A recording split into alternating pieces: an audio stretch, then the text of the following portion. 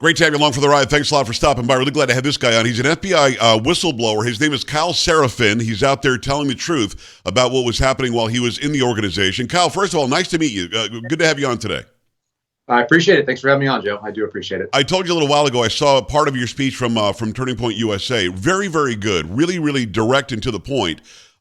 You guys, when you sign up for the FBI, and how does that even work? Were you a cop first and then you moved your way up? Did you go right to the FBI? How does that work anyway?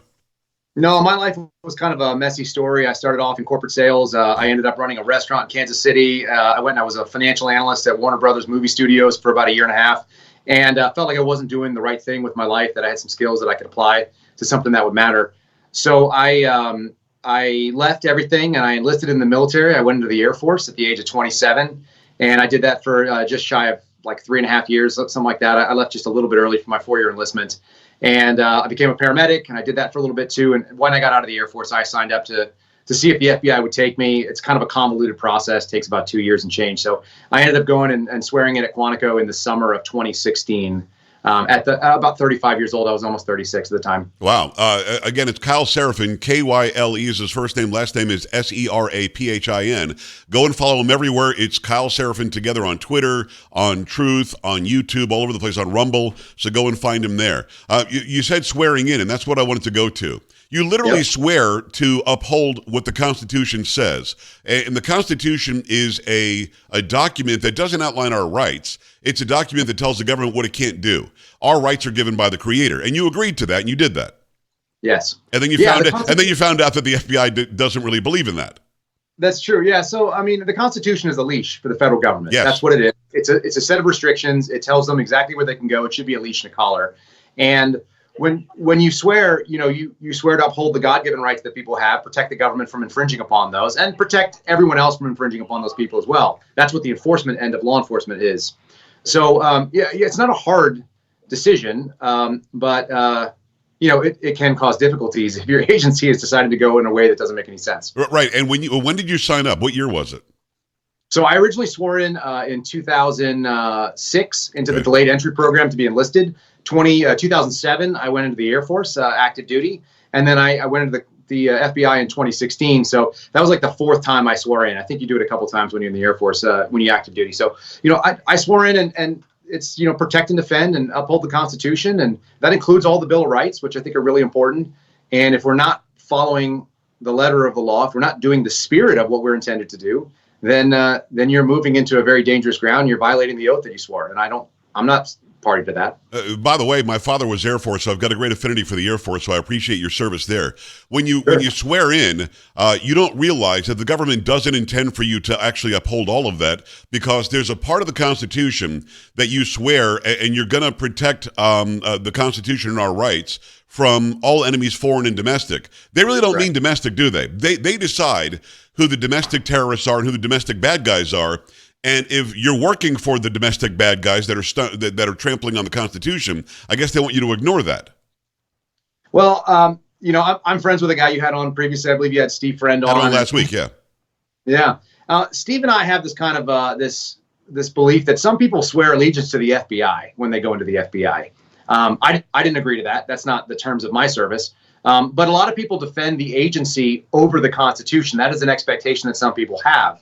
And the people that believe that the agency is right above all else, they're really creating a really dangerous scenario where, that's a lawless scenario, because we have to believe in principles. We didn't swear to a regime.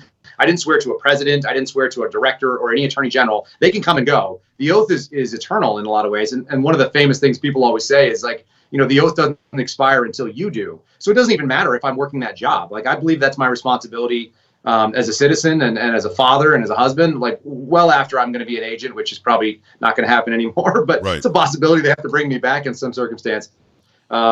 It's pretty straightforward, once you look at it that way. He's an FBI whistleblower, Kyle Seraphin. Go follow him everywhere, his first and last name put together. There's a piece of video on your Twitter that I watched a little while ago that when you join the FBI, you've got to go to the Holocaust Museum. Is that something that they do for everybody? Everybody's got to go? Yeah, I don't know how long it's been going on, but it's been going on for at least a decade, maybe 2 decades, something like that. It's gone back a pretty good ways.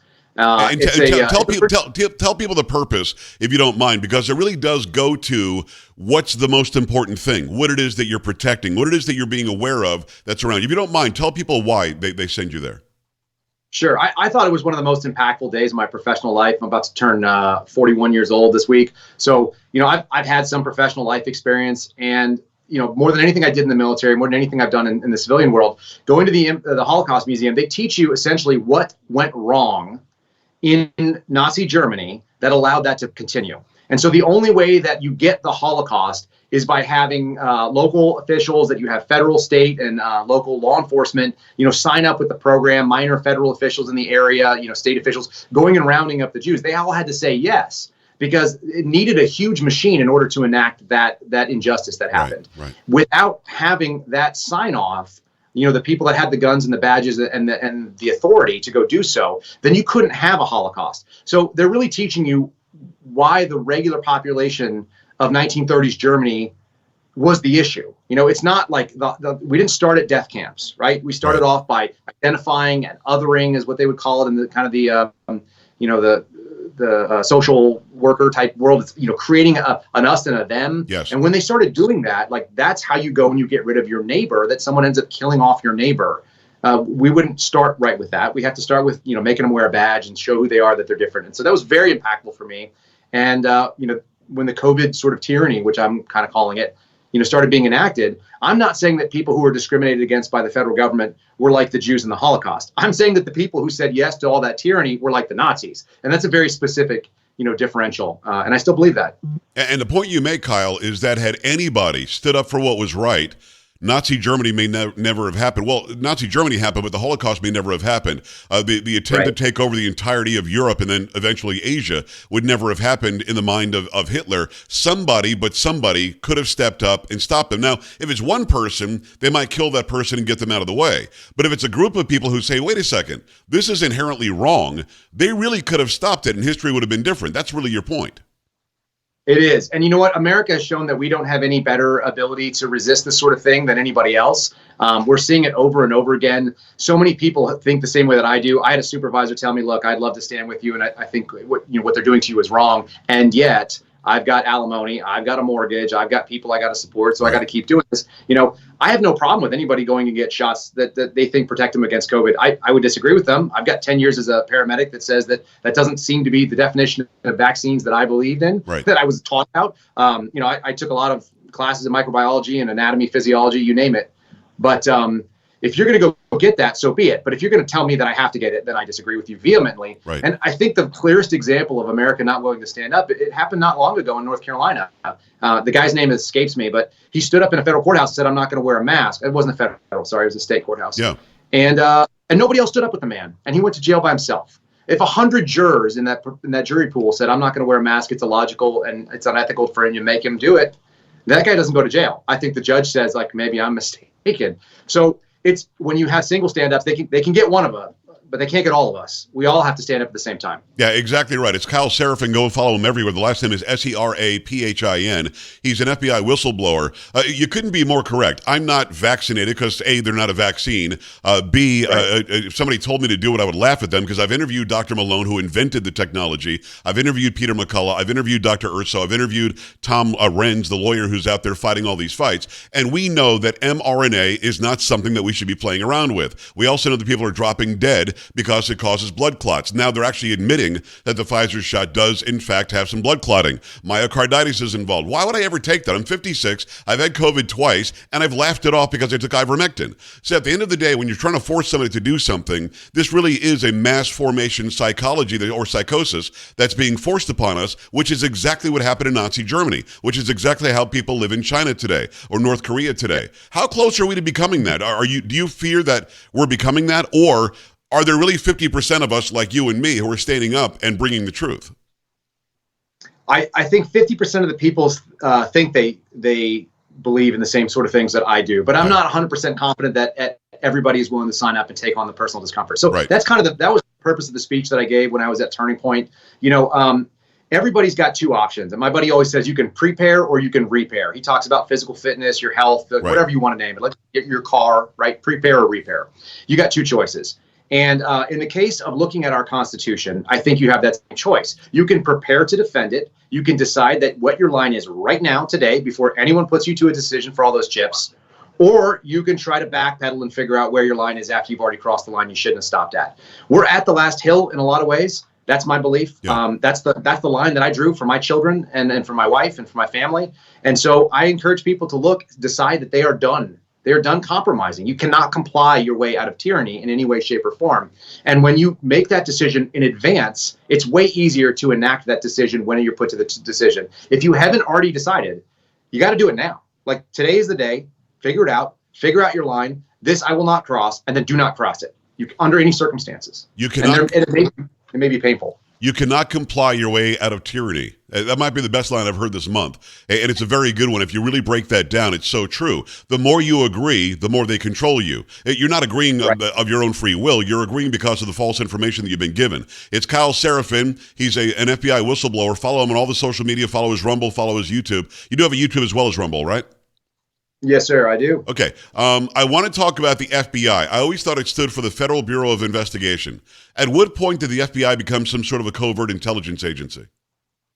After 9/11. It's pretty concrete. The answer that the FBI took what I would say is the wrong lesson. But it never was, right?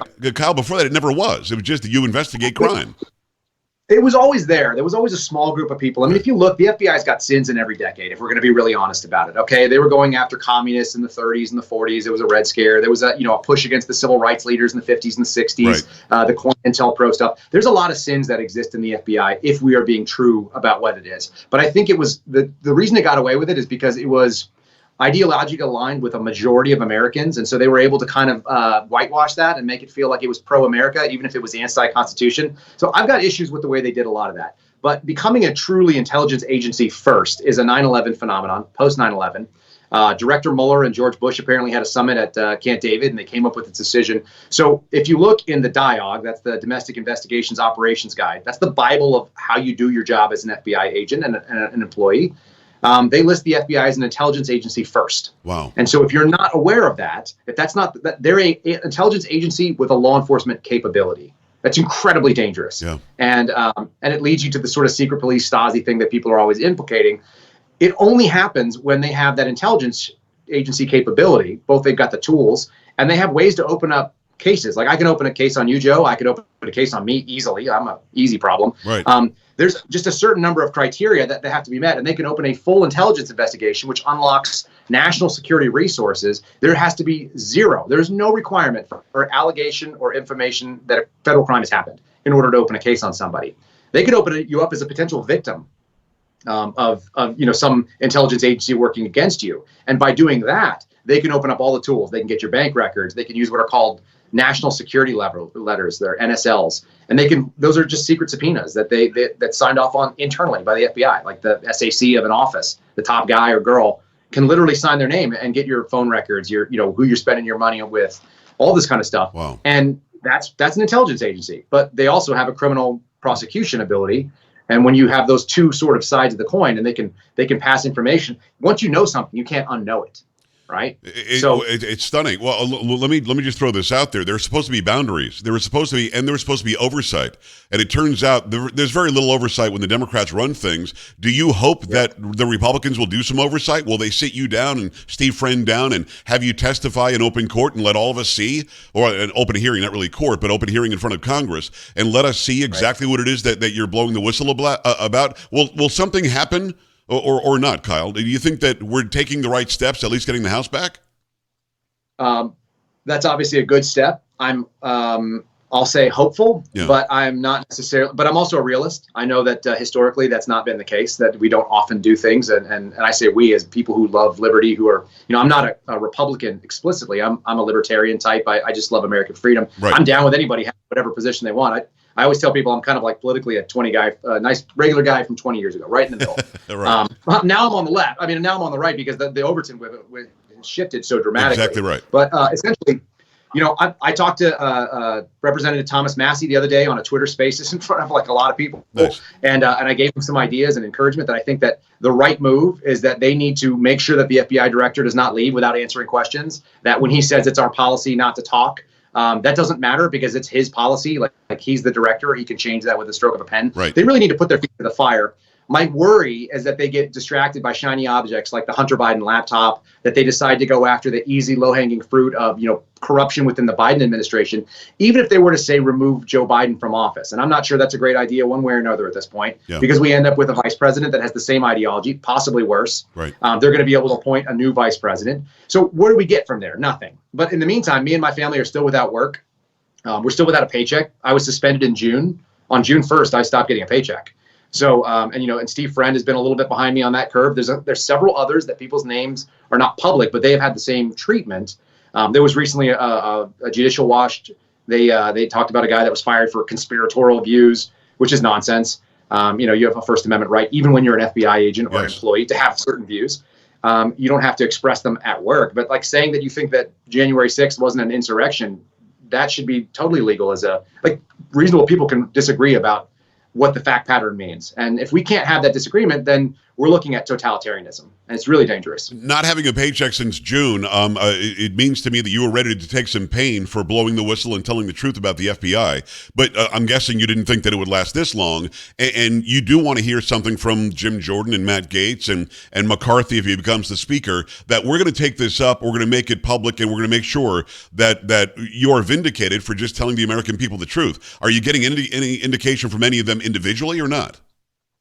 I was told by a friend of mine in my congresswoman's office, who's outgoing right now, that we were too politically hot to touch. Wow. If that's the case, then this country is lost in a lot of ways, and they're not going to get another whistleblower out of my agency for a long time. So, it's very easy. And I've made this. I actually talked to James O'Keefe at Project Veritas for a long time about, the push is very straightforward. What the guys need to do on the Judiciary Committee is write that letter saying that they expect every single whistleblower. They can name us all. It doesn't matter. The FBI already knows who we are. That they need to be reinstated with pay, back pay, and paid. And I'm not confident that I'll continue to work for that agency. They stabbed me right in the back, and I'd be waiting for the next shoe. But they need to pay us for what we did, for showing up. They need to basically obey that and let us resign if that's our choice. And if people want to keep working, they need to stay. And they need to be protected from retaliation. It needs to be put in writing, and then they need to follow through on it. They can put that letter out on January 3rd when they take the gavel.